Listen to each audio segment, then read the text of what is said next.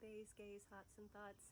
I'm going to unpack something I got yelled at about in an MCU Loki post this morning.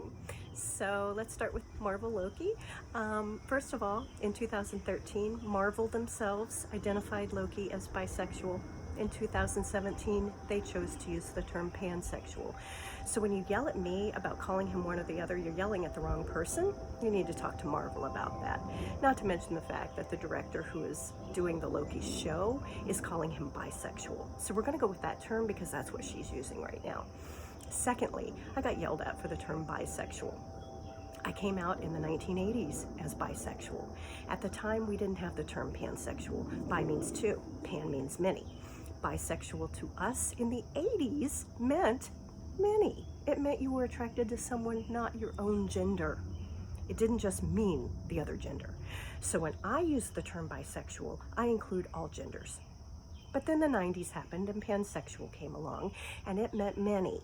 And so in the 2000s, what I find happening is people are pushing bisexual to mean two, because really technically it does, and pansexual to mean many. Again, really technically it does. I still consider myself bisexual just like I did in the 80s, even though my gender preference goes beyond a binary of male and female.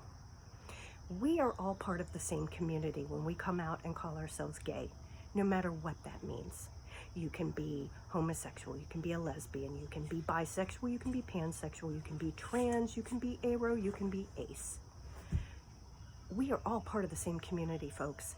And when we fight amongst ourselves about terminology, we tear our community apart. And we only get one community. We need to stick together, no matter what. So before you come at each other in the comments sections or even in the posts themselves, I want you to think about that. You run the risk of tearing apart a community that needs each other more than ever. Okay? Thanks.